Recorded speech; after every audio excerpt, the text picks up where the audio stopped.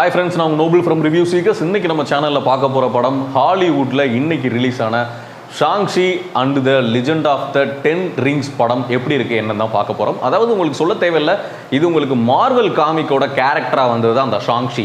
அதை தான் இந்த படத்தில் பார்த்தீங்கன்னா லெஜெண்ட் ஆஃப் த 10 ரிங்ஸ் அப்படின்னு சேர்த்து உங்களுக்கு Shang Chi and the legend of the 10 rings அப்படின்னு சொல்லி உங்களுக்கு இந்த படம் உங்களுக்கு இன்னைக்கு ரிலீஸ் ஆயிருக்கு. இந்த படம் வேர்ல்டு வைடு ரிலீஸ் ஆயிருக்கு. அது மட்டும் இல்லாமல் தமிழ்நாட்டிலையுமே நம்ம தமிழ் டப்பிங் கலைஞர்களால் அவ்வளோ அழகாக நேர்த்தியாக பேசப்பட்டு இந்த படம் வந்து ரிலீஸ் ஆயிருக்கு. நம்ம ஊர் தேட்டர் எல்லாத்துலேயுமே நீங்கள் பார்க்கலாம். அதாவது நான் கொஞ்சம் லேட்டாக ரிவ்யூ பண்ணுறேன்னு நினைக்கிறேன், ஏன்னா எங்கள் ஊரில் இந்த படம் வந்து ரிலீஸ் ஆகலை. எங்களோட மாவட்டத்தில், ராமநாதபுரம் மாவட்டத்தில் பரமக்குடியில் ரிலீஸ் ஆகலை. அதனால் ராமநாதபுரம் மாவட்டத்தில் உள்ள 2 தேட்டரில் ஒரு தேட்டரில் இந்த படம் ரிலீஸ் ஆயிருந்துச்சு. அங்கே பார்த்துட்டு இப்போ வந்து தான் நான் வந்து உங்களுக்கு ரிவ்யூ பண்ணுறேன். இரவு மாலை நேர காட்சி பார்த்துட்டு வந்து இந்த படத்தோட கதை பார்த்தீங்கன்னு வைங்களேன், உங்களுக்கு சூ அண்ட் ஃபூ அப்படின்னு சொல்லக்கூடிய ஒரு நபர்.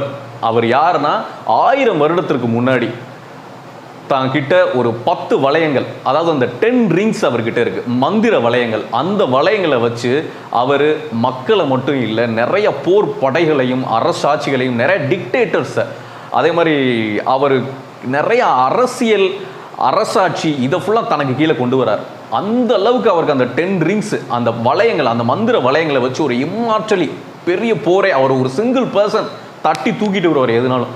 அப்படி இருக்கிற ஆள் 1000 வருடங்களுக்கு முன்னாடின்னு சொன்னல, 1000 வருடம் கழிச்சும் அவர் வந்து ஸ்டில் 1996 அப்போ கூட அவருக்கு வந்து தெரிய வருது, சார் இந்த மாதிரி ஒரு கிராமம் இருக்குது, டாலு அப்படின்னு சொல்லக்கூடிய ஒரு கிராமம் இருக்குது. அந்த கிராமத்தில் பார்த்தீங்கன்னா கடவுள்கிட்டயே டைரெக்டாக பேசுகிறாங்களாம். சரியா? அந்த அளவுக்கு அங்கே வந்து ஒரு மாய மந்திர சக்திகள் நிறைந்த காடு, அந்த வில்லேஜை பற்றி சொல்கிறாங்க. நம்ம அங்கே போகணுன்னு சொல்லி உங்களுக்கு இவர் முடிவெடுத்து அந்த காட்டுக்குள்ளே காரில், இவரோட அந்த படை சூழலை இவர் எப்பயும் இவர் கூட ஒரு காரில் முன்னாடி 2 காரு பின்னாடி 2 காரில் ஒரு மந்திரி மாதிரி இவர் போவார் எப்பயும். அப்படி அந்த காட்டுக்குள்ளே போகிறாங்க. அப்படி போகிற பட்சத்தில் கார் நகல ஒரு ஆச்சரியம் என்னென்னா, காடும் நகலுதுன்னா அந்த வர ஒவ்வொரு காரையுமே தட்டி தூக்கி எரியுது. இவரோட கார் மட்டும்தான், இவர் கூட ஒரு 2-3 பேர் இருக்காங்க டிரைவர். இவங்களோட இந்த காரை வந்து காடு விரட்டிக்கிட்டே வருது, முன்னாடியும் பின்னாடியும் காடே பாதையை அரைச்சிக்கிட்டு போய்கிட்டே இருக்கு.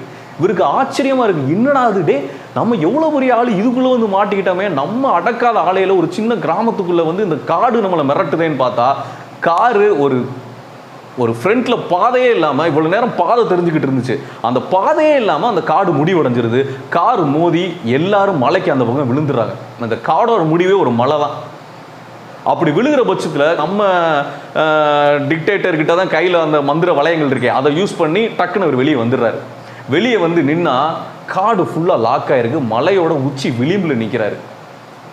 எந்த பக்கம் போகணும் எந்த பக்கம் வரணும்னே தெரில. இருந்தாலும் அந்த காட்டுக்குள்ளே மூங்கில் குச்சி மாதிரி இருக்கக்கூடிய காடு அவ்வளோ நெருக்கமாக இருக்குது. அதுக்குள்ளே புகுந்து வெளியில் வந்து போய் பார்த்தா அங்கே ஒரு பெண் நிற்கிறாங்க.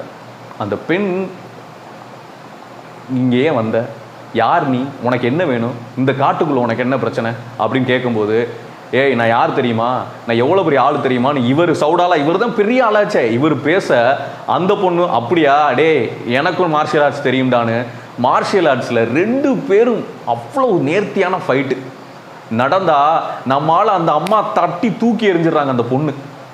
என்ன நம்ம எவ்வளோ பெரிய ஆள் அப்படின்னு இவர்கிட்ட தெரியாத குங்ஃபூ கலையிலேருந்து எல்லாத்தையும் பயன்படுத்தி சண்டை போடுறாரு. அந்த அம்மா அப்படி அசால்ட்டாக ஒரு சேறு நிறைஞ்ச மாதிரி தண்ணி அதில் தூக்கி போட்டுருது டம்முன்னு. அந்த சீன கதையில் அது போகுது ஒரு பக்கம், அதை கட் பண்ணணும்னு வைங்களேன். இந்த பக்கம் கதாநாயகன் ஒரு கார் பார்க் பண்ணுவாங்க தெரியுமா, ஹோட்டலில், ஸ்டார் ஹோட்டலில் கார்லாம் பார்க் பண்ணுவாங்க, உங்களுக்கு தெரியும். கார் பெரிய பெரிய ஆள்லாம் உள்ளே வருவாங்க, BMW மெர்சிடஸ் பென்ஸ்னு வரும்போதே அந்த கீயை அப்படி தூக்கி போடுவாங்க, காரை பார்க் பண்ணிடுங்க அப்படின்னு. உங்கள் ஹோட்டலுக்குள்ளே போயிடுவாங்க. இவர் காரை பார்க் பண்ணுற வேலை கதாநாயகன் பார்க்குறாரு. அது மட்டும் இல்லாமல் கதாநாயகியுமே கூட வந்து அந்த காரை பார்க் பண்ணுற வேலை பார்க்குறாரு. அதாவது ஷாங்ஷி அவர் தான் அந்த படத்தில் கதாநாயகன். அவர் இந்த வேலை தான் பார்த்துக்கிட்டு இருக்காரு. இப்படி பார்த்துக்கிட்டு இருக்கிற பட்சத்தில் ஒரு நாள் வேலையை எப்பயும் போல் முடிச்சுட்டு அவங்க ஃப்ரெண்டோட, இவங்களோட பொழுதுபோக்கே என்ன தெரியுமா, தான் கூட ஒரு சக தோழி ஒருத்தவங்க கூட வேலை பார்க்குறாங்க. இவங்க 2 பேரும் நல்லா பாரில் போய் ஆட்டம் போடுறது, குடிக்கிறது, ஜாலியாக ஏதாவது சாப்பாடு சாப்பிட்டுட்டு பேசிக்கிட்டே வீட்டுக்கு வர்றது, இதுதான் அவங்க வேலையே.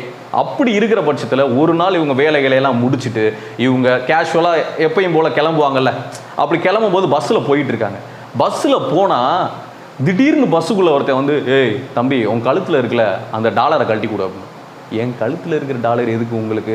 ஏய் இவன் ஆள் ஒரு மாதிரி முரடைய மாதிரி இருக்கான், இந்த ஆள் உனக்கு தெரியுமான்னு தான் தோழி கேட்குறாங்க.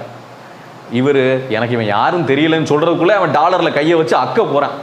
ஏன் டாலர் ஏன்டா நீ அக்க போகிற அப்படின்னா, இந்த டாலரை இவங்க அம்மா நினைவாக கொடுத்தது, இதை போட்டுக்கப்பா உன் கழுத்தில் இந்த டாலர் எப்பயுமே இருக்கணும், இந்த டாலர் உனக்கு நிறைய நன்மைகள் செய்யும், உனக்கு நீ ஒரு என்ன செய்ய போகிறோம் லைஃப்லன்னு தெரியாமல் ஒரு வழி தேடி திரியிறப்ப அந்த டாலர் உனக்கு உதவும்பா அப்படின்னு அவங்க அம்மா ஒரு அடையாளமாக நினைவாக கொடுத்தது. இப்போ அவங்க அம்மா அவர் கூட இல்லை, அந்த டாலரை இவன் பறிக்க வரான் பஸ்ஸில். அதோட அவன் கூட பெரிய பெரிய ஃபைட்டர்ஸ்லாம் உள்ளே வந்து நிற்கிறாங்க. நின்னா ஒருத்தன் கையில் பாதி கை, அதுக்கு மேலே ஒரு நீளமான கத்தி மாதிரி கையை வச்சிருக்கான், அதை வச்சு வெட்ட வரான், தட்டி தூக்கி எறிகிறான். ஹீரோ வந்து ஃபைட்டு பிரிக்கிறாரு பஸ்ஸுக்குள்ளே. கூட இருக்கிற தோழிக்கு ஒன்றுமே புரியல. 10 வருஷமா என் கூட வேலை பார்க்குறான் கார் பார்க் பண்ணுறதுல, இவன் என்ன மார்ஷியல் ஆர்ட்ஸில் பின்னி பெடல் எடுக்கிறானே. அதாவது இந்த கதை ஃபுல்லாமே பார்த்தீங்கன்னா உங்களுக்கு அமெரிக்காவில் கலிஃபோர்னியாவில் இருக்கக்கூடிய அந்த ஊரில் நடந்துகிட்டு இருக்குது. இந்த இதில் மிரட்சியாகி உட்காந்து இந்த ஆளுகளை ஃபுல்லாக தட்டி தூக்கி எறிகிறாரு. அந்த அளவுக்கு அந்த சீன் நகண்டு போயிட்டுருக்கு. இதை பார்க்குற தோழிக்கே வியப்பாக இருக்குது. அதில் கடைசியாக ஒருத்தன் வந்து சொல்லிட்டு போகிறான், உன்னையும் உன் தங்கச்சியும் விட மாட்டோம் பார்த்துக்க அப்படின்னு. அதிலிருந்து இந்த கதை வந்து விறுவிறுப்பாக ஸ்டார்ட் ஆகுது. இந்த படத்தோட பாசிட்டிவ் என்னன்னு வைங்களேன், இந்த படத்தோட பாசிட்டிவ் பார்க்க போனோம்னா இந்த படத்தோட கதை சூப்பரான ஸ்டோரி.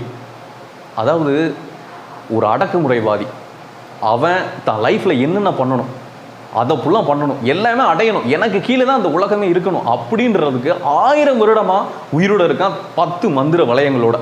அப்படி இருக்கக்கூடிய அவனுக்கு எல்லாமே கிடச்சிருச்சா அப்படின்னா ஒரு சில விஷயங்களை தேடி அலைஞ்சிக்கிட்டு இருக்கான். அதெல்லாம் தாண்டி இந்த படத்தில் இதில் நடித்த கேஸ்ட் அண்ட் கிரூ, இதில் கதாநாயகனை பார்த்தீங்கன்னு வைங்களேன், உங்களுக்கு அந்த ஷாங்ஷி அப்படின்ற அந்த கேரக்டர் பார்த்தீங்கன்னா உங்களுக்கு சிமு லூயி தான் அந்த படத்தில் அந்த ஷாங்ஷி அப்படின்ற அந்த கேரக்டர் பண்ணியிருக்காரு. இவர் ஒரு கனடா நாட்டு ஆர்டிஸ்ட் தான், ஆனால் ஒரு சைனீஸ் தான்.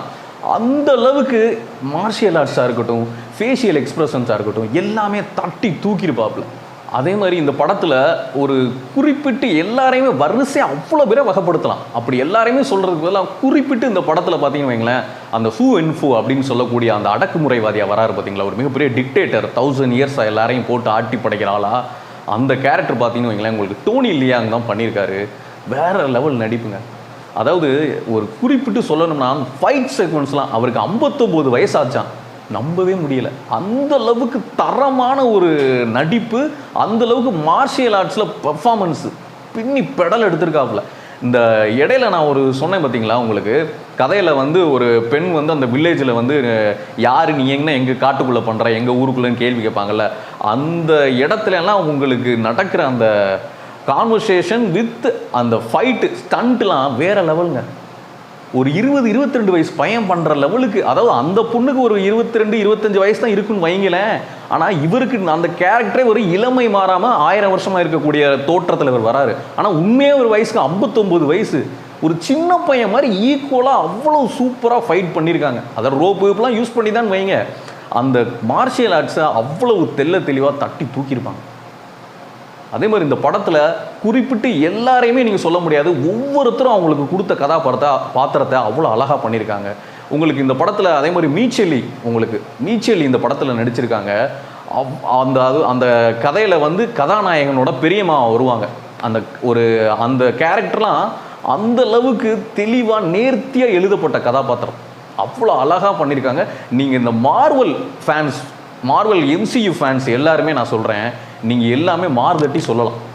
இந்த ஒரு படம் போதும் பல வருஷத்துக்கு மார்வல் காமிக்கு அப்படி எடுத்திருக்காங்க. அதெல்லாம் தாண்டி இந்த படத்தில் VFX ஒர்க்லாம் வாய்ப்பே இல்லை பாஸ். VFX ஒர்க்லாம் அந்த படத்தில் ஒரு ட்ராகன் வருது, அப்புறம் நிறைய ஏதோ இருள் ட்ராகன்னு சொல்லி என்னென்னமோ வருது. அதெல்லாம் அந்த காட்சியெலாம் பார்க்கும்போது அவ்வளோ நேர்த்தியாக அவ்வளோ அழகாக தத்ரூபமாக இருக்குது. அதில் தண்ணியில் ஒரு சில ஃபைட்ஸ்லாம் இருக்குது, அதெல்லாம் பார்க்கும்போது ரொம்ப ரொம்ப அழகாக காமிச்சிருக்காங்க. எங்கேயுமே பிசுறு தட்டலை. பில்டிங்ஸ்லாம் நடக்கிற ஃபைட் செக்வன்ஸ்லாம் இந்த படத்தில் வந்து காட்சி அமைச்சிருக்காங்க. அதெல்லாம் வந்து உங்களுக்கு VFX-ஆ இல்லை உண்மையாகவே செட்டு போட்டாங்களான்னு நம்ப முடியல. அந்த அளவுக்கு அது எப்படி ஒரு 50-60 மாடி கட்டட வேலை நடந்துக்கிட்டு இருக்குது, அந்த இடத்துல நடக்கிற ஃபைட்லாம் அப்படி தான் இருக்குது. அதே மாதிரி இந்த படத்தில் கதாநாயகனோட தங்கச்சியை வந்து பார்த்தீங்கன்னு ஷியாங்னு சொல்லிட்டு ஷியாலிங்னு சொல்லிட்டு ஒரு கதாபாத்திரம் வருவாங்க. அவங்க பார்த்தீங்கன்னா அந்த சைனாவில் மெக்காவோ அப்படின்னு சொல்லக்கூடிய ஒரு ஏரியா இருக்குது. அந்த இடத்துல வந்து ஃபைட் கிளப் நடத்துவாங்க. அங்கே நடக்கிற ஃபைட் செக்வன்ஸ், அந்த காட்சி அமைப்பு, ஒரு பெரிய ஹல்க் மாதிரியான உருவத்தை எல்லாம் கொண்டு வந்து ஃபைட் செக்வன்ஸ்லாம் அதை செட் பண்ணியிருப்பாங்க. நமக்கு அவ்வளோ மிரட்சியாக இருக்கும்.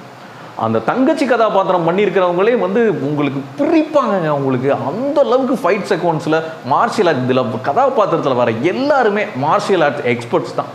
அந்த அளவுக்கு இந்த படத்தில் பண்ணியிருக்காங்க. இந்த படத்தில் கேமராகிராஃபி பண்ணியிருக்கிறது பார்த்தீங்கன்னா வில்லியம் போப் தான் பண்ணியிருக்காரு. வாய்ப்பே இல்லைங்க.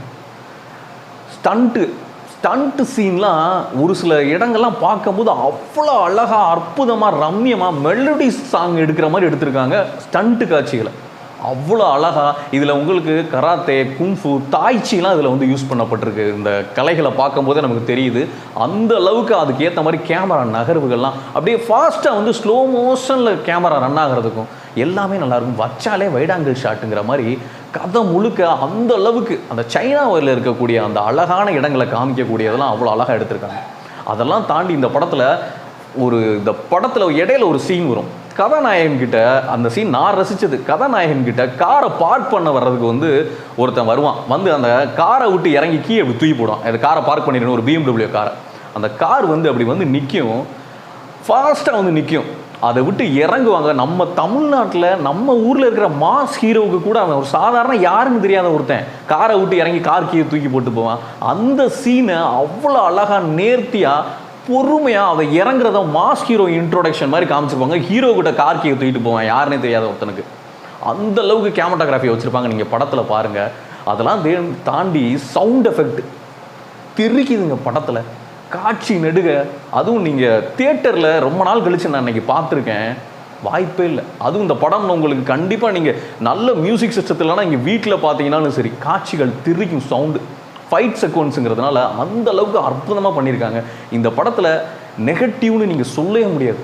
படம் அந்த அளவுக்கு ஒரு அம்மாவின் பாசம் இருக்குது, ஒரு அப்பாவின் அழுகை இருக்குது, அதே மாதிரி ஒரு அப்பாவின் கண்டிப்பு இருக்குது. எல்லாமே அண்ணன் தங்கச்சி பாசம் எல்லாமே இருக்குது. ஒரு கிராமத்தின் ஒரு புது தலைவனாக எல்லாத்தையும் தட்டி கேட்கக்கூடிய ஒரு நேர்மையான ஒரு இளைஞனானு இந்த கதையில் வரிசையாக வகைப்படுத்திக்கிட்டே போகலாம். அந்த அளவுக்கு இந்த படத்தில் வர ஒவ்வொரு விஷயத்தையும் இன்டென்ஸாக பண்ணியிருக்காங்க. கண்டிப்பாக அந்த படம் ஆஸ்கார் நாமினேட்டரில் ஏதாவதுல இல்லை, எல்லா பிரிவில் இருந்துமே நாமினேட் பண்ணலாம். அந்தளவுக்கு விஎஃப்எக்ஸு, சவுண்டு, மியூசிக்கு, கேமராகிராஃபி எல்லாத்தையுமே நீங்கள் சொல்லலாம். அந்த அளவுக்கு படம் பக்காவாக பண்ணியிருக்காங்க.